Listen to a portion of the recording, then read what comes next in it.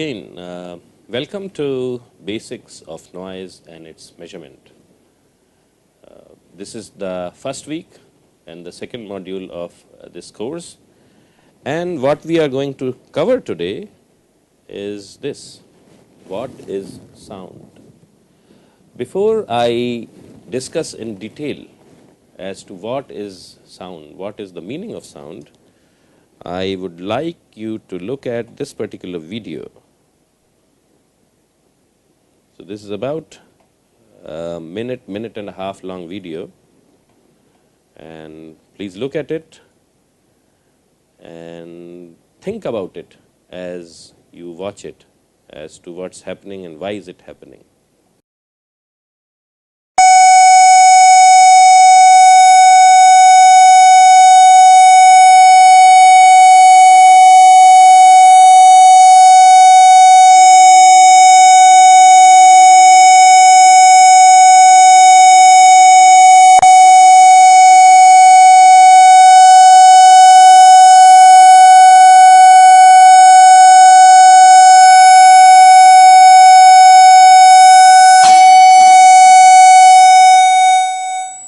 So what you see in this video is that you have a glass, a glass which can be used to drink some juice or wine or some drink, and the glass is empty as you see it, and all you are doing in front of that glass is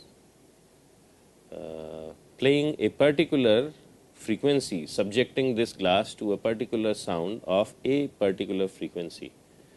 So, and what you see is that at that particular frequency, if you increase the amplitude of the sound, the glass starts vibrating significantly. And because glass is very brittle, it cannot absorb a lot of vibrations. So even small amplitude of its vibrations causes after a certain amount of time for the glass to explode or crack.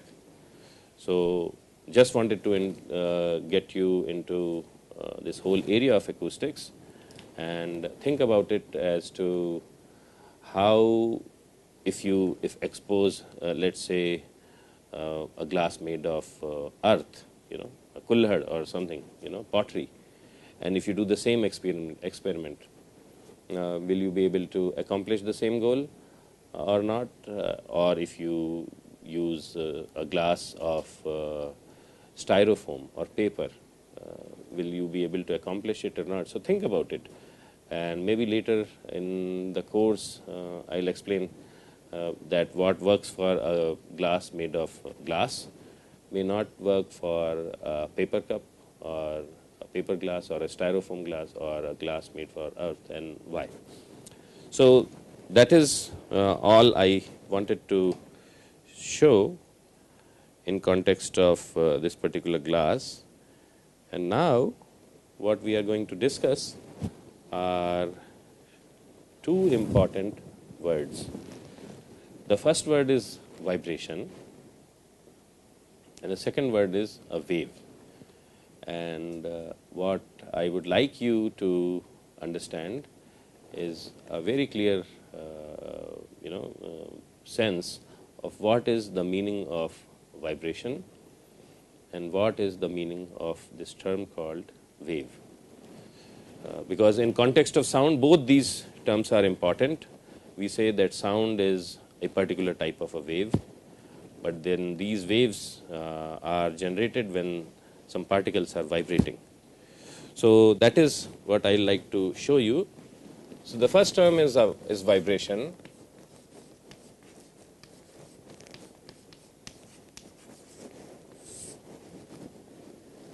And what happens in vibration is that if you have a particle, whenever we are talking about vibrations, we start with this notion of a particle which is vibrating.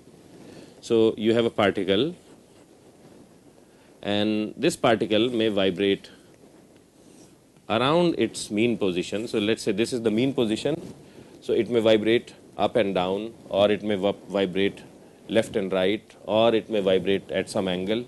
So vibration, when we talk about, it's about specific particles moving up and down or back and forth or sideways or whatever about a particular mean position.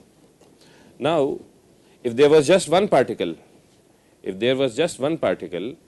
there would not be any wave. Wave is generated when we have more than one particles. If we have more than one particles, and if all these particles are somehow physically connected, then if one particle vibrates up and down, and because all the particles are physically connected, then the particle which is standing or sitting next to this particle, the original particle which was vibrating, that gets excited. So the energy gets transferred from particle A. So let's say these are different particles. So energy gets transferred from particle A to B. So this also starts vibrating, maybe a little later. Once particle A has started vibrating, it takes some amount of time for energy to travel from point A to point B. So you have transfer of energy in this direction. Then once particle B starts vibrating, then again this energy, because B and C are also physically connected, so you have excitation of particle C. Again, it happens a little later than the point of time at which B started vibrating, and so on and so forth. So you have transfer of energy in this direction. Okay. So this transfer of energy is associated with this thing called a wave. Now remember that particles are vibrating about their mean position. So it's not that particle A is moving to point B to moving to point C and moving to point D and so on and so forth. The particle is more or less fixed at its mean position. It's not moving from one mean position to the other mean position. But what is happening is that energy is traveling, and it can travel very long distances, while particles can remain vibrating in about their mean positions and not shifting their mean positions. So I will show you an illustration of the same phenomena in this video. Now this is these are some animation pictures courtesy of Dr. Dan Russell, Kettering University, and these are very nice animations. So let's look at the animation which is on the top. So what you have is a number of persons, let's say, in a stadium. And what happens is that you have this person, he or she gets excited by the sight of, let's say, some game, and the person stands up and sits down and yells, and the excitement gets transferred from this person to the adjacent person a little later, and so then the second person gets excited. And then that excitement or excitation gets transferred to the third person. And so all these individuals, they are moving up and down in this case. So they are moving up and down vertically about their mean positions. But the energy is getting transferred in the horizontal direction, if we can call it the x direction. So what you are seeing here is that energy is getting transferred in the x direction or the horizontal direction, while the particles, or in this case the people, they are getting excited in the vertical direction or along the y axis. So you have vibration of individuals while the wave is exciting the whole. The wave is exciting the whole. Fairly similar phenomena is happening to this long string. So let's say this string is free at this end, and I am exciting this string at this origin. So what happens is, first this particular point gets excited in the vertical direction, then a point little which is a little comes a little later, and so on and so forth. So the transfer of energy again happens along the horizontal direction, while the motion of the particle or particles which make up this whole rope or the string is in the vertical direction. Now, if again, as I mentioned earlier, if these particles were not mutually connected, then this transfer would not happen. So it's important that for a wave to propagate, the particles have to be physically connected to each other. Otherwise, the wave would not propagate. So that is what we see in this video. And you may have learnt it in your earlier classes or in colleges, that if the particle's motion is at 90-degree direction, in this case in the vertical direction, and the relative to the direction of the wave, then that type of vibration or that type of wave is known as the transverse wave. It's known as transverse wave because the direction of propagation of energy is in the transverse direction with respect to the motion of the particle. Now let's look at the third situation, the third picture. And what you see here is a red piston, and this piston is moving, it's getting disturbed slightly, and the whole tube is filled up with small particles of air or say dust or smoke or something. So what happens is that when this piston moves a little bit forward, it pushes the air particles which are just touching the piston, and these particles also move a little bit further. But once the piston moves back, then these particles come back to their original position. So the particles are moving a little bit further forward and then go back to their original position. But as they move forward and then go back to their original position, they also disturb particles adjacent to them, and the particles which are adjacent to these particles, they disturb particles further downstream, and consequently the disturbance or the motion energy or the kinetic energy of these particles, it travels in the horizontal direction or in the x direction. And it just happens that in this particular example, the direction of motion of particles and the direction of the wave or the disturbance of particles or the energy is getting transferred in the horizontal direction or in the x direction. So because here the motion of the particle and the transfer of energy direction, they are both aligned, this type of wave motion is known as a longitudinal wave. This is known as a longitudinal wave. Now, there is no reason to think that you can have only two types of waves, longitudinal waves or transverse waves. There could be all sorts of waves. So, but before we do that, let's look at some more animation, and this is important. So what we are seeing here is that you have in the top portion of this picture, let's say you have a rope which is initially static, and then this point gets disturbed, and then what we are doing is that we are looking at the motion of this red dot at this particular value of x. Let's say horizontal axis is x and the vertical axis is y. So initially the rope is fixed and it's not moving at all, and then there is some excitation at this end, and this excitation propagates, the particle gets excited and it keeps on getting excited, and then the excitation of the rope stops. So after a while the motion of the particle also stops and everything becomes flat. So now what we are doing is we are plotting two graphs. The first graph we are going to plot is about the motion of this particular particle along the time axis.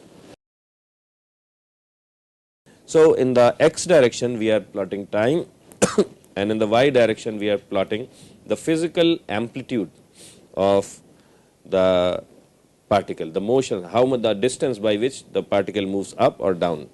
So initially the particle is not moving, and then all of a sudden starts getting excited and moves up and down. So it keeps on moving up and down, and then again it becomes static because it's not getting excited anymore. So this is the first plot which we are looking at, and that is the time behavior of the particle at a particular value of x, and in this case the value of x corresponds to the location of the point, and that is in this case a number 10.25 centimeters. Okay. The second thing what we are going to look at is, so initially we just looked at a particular point. Now what we are going to look is a picture of the whole wave at a particular time. So so on the x-axis we are going to plot the position. Position means the value of coordinate, the x coordinate for the entire rope, and on the y-axis we are going to plot the amplitude of each point on the rope, but at a given time. So initially everything is flat, and then we are taking a picture of the whole rope at time is equal to 27 seconds. And then what we see is that initially when t was 0 everything was flat, but at time t is equal to 27 seconds we take a picture, and the picture looks like, we'll see it here, it looks like this, so it's up and down. So this is frozen in time, and this particular picture is frozen in space. So what typically we express these two behaviors in time as well as in space in terms of a wave function, and that is explained here as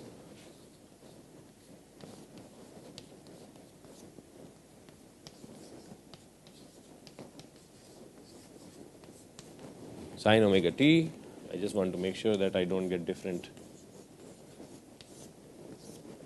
terminologies. So this is the wave function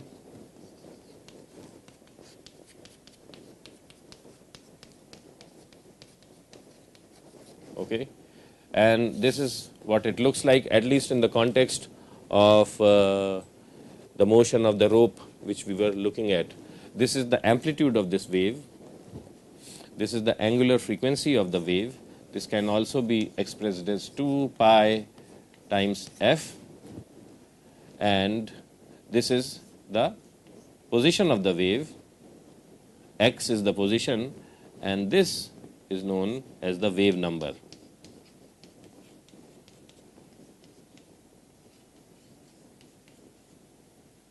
Wave number. Okay. So when we are talking about waves, we are not talking about motion of a single point, but we are talking about motion in space as well as in time. So it has a time component to it, and it has a space component to it. So now, as I mentioned earlier, there is no reason to presume that waves can only be of two types, longitudinal or transverse. I mean, those are the types which we have read about in our BTech or BE programs, but there are several types of waves, and what I will do is I'll show you a picture of another type of wave. But before that, there's this question: is particle velocity in a wave same as the velocity of wave? And the answer to that is no. The wave velocity is the velocity of the propagation of energy, how fast energy is getting transferred from point A to B to C to D and to E. So that can be significantly different than the velocity of the particle. In a lot of cases, particle velocity is probably not as high as the velocity of the wave. So these are longitudinal waves, and here what you see is that particles and waves move in the same direction. Both of them are moving in the same direction. Both are aligned, so they are longitudinally aligned. And then you have transverse waves. So I can take sheet of paper, and I can vibrate it like this, one end, and as a consequence, the energy gets transferred in the transverse direction with respect to the direction of the motion of the particles. So that is why they are known as transverse directions. So we have these waves where particles and waves move in mutually perpendicular directions. And then you have a third type of wave. And what you see here is a bunch of dots, and you have focus on the motion of the blue dot, and what you see is that the blue dot is moving in a clockwise direction. So it's not moving in the longitudinal direction or the x direction. It's neither moving in the vertical direction only or the transverse direction, but it is having a motion which is circular in nature.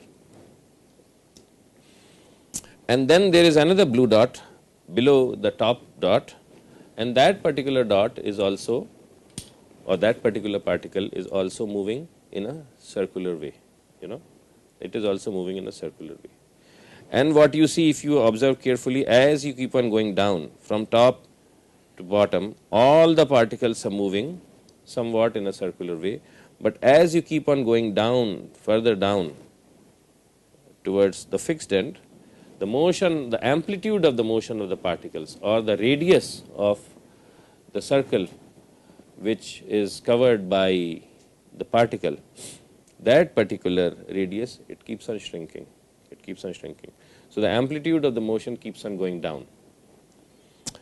Now, these types of waves, if you think about it, you would find in water.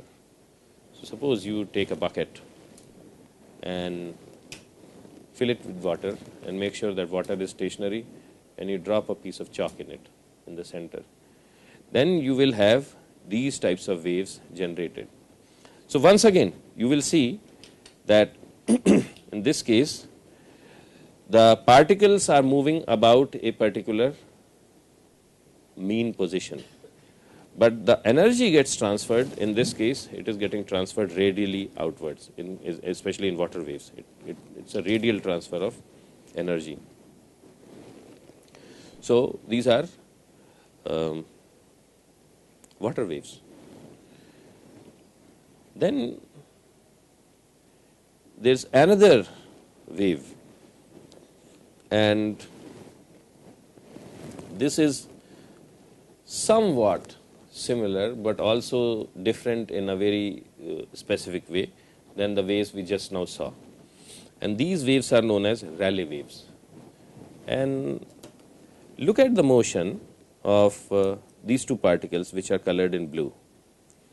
So you have the top particle, and it's moving like this. That is in an anti-clockwise direction. And the amplitude is, let's say, something. And then you have this other particle which is further down into the material, and that is moving in the clockwise direction. So you have one particle moving in an anti-clockwise direction and another particle moving in the clockwise direction, and you see the same type of phenomena happening for across the whole band of this material for which we have plotted the particles.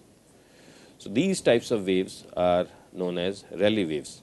Once again, the energy transfer is happening from across the whole material, but the particles are moving either circularly, either in a clockwise way or in an anti-clockwise way about their mean positions.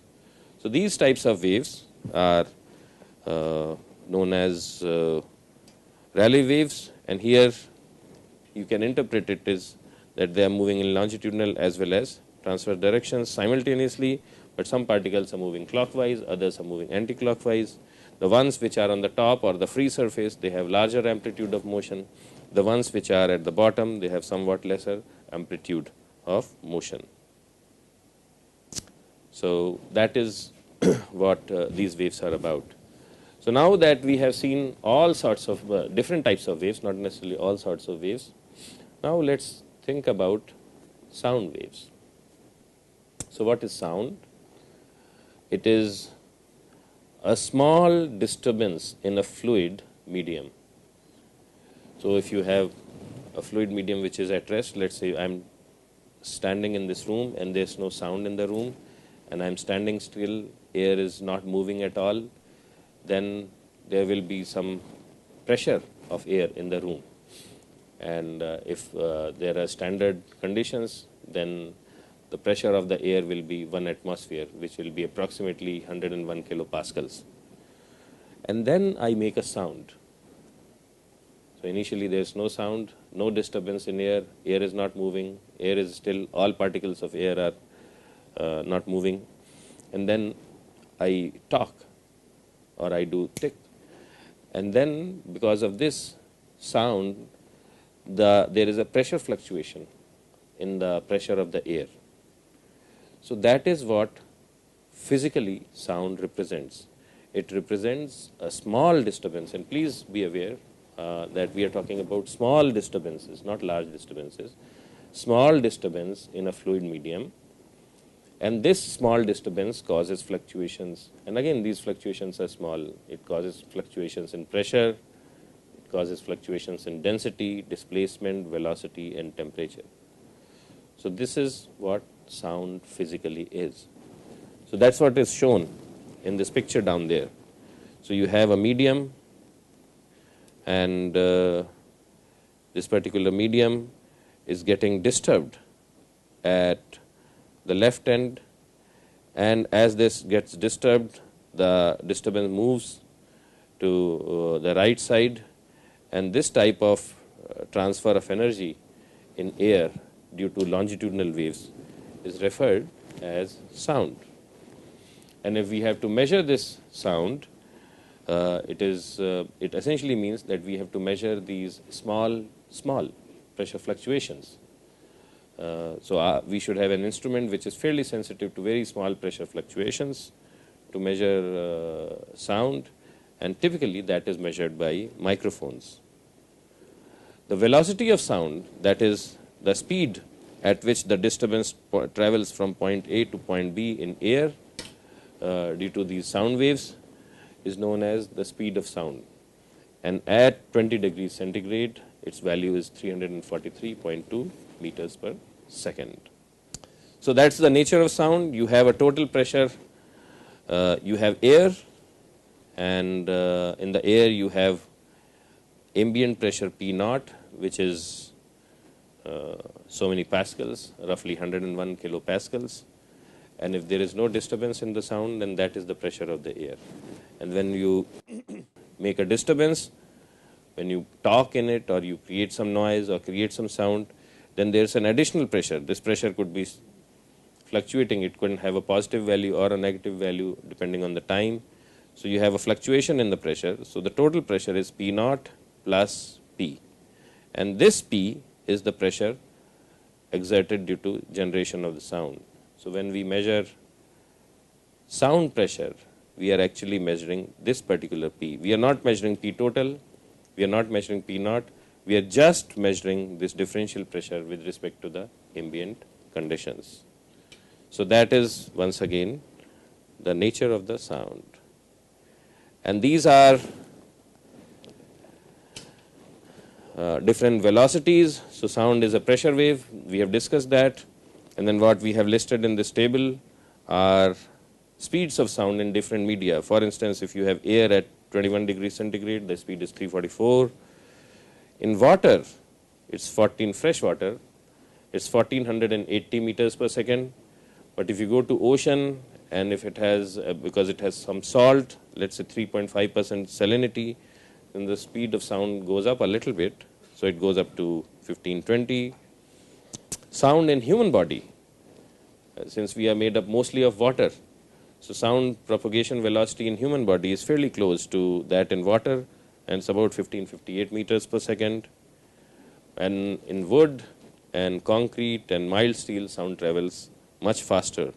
So in wood it's 3350, in concrete it's 3400, and in mild steel, it travels really fast, 5,000 or close to 5 kilometers per second, and its velocity in glass also is somewhat very close to that in mild steel. So just wanted to give you a perspective of different sound propagation velocities in different media, and I think it's important to at least memorize or remember at least two different velocities. How fast sound travels in air at room temperature conditions, about 344 meters per second, and how fast sound travels in water. It's about 1500 meters per second. So it's important to internalize these two specific numbers, because in your daily life you may be using these numbers fairly regularly if you are actually involved with sound related measurements or noise related measurements. So think about these, and I think this brings us to the conclusion of this particular module, and look forward to having you in the next one. Thank you very much.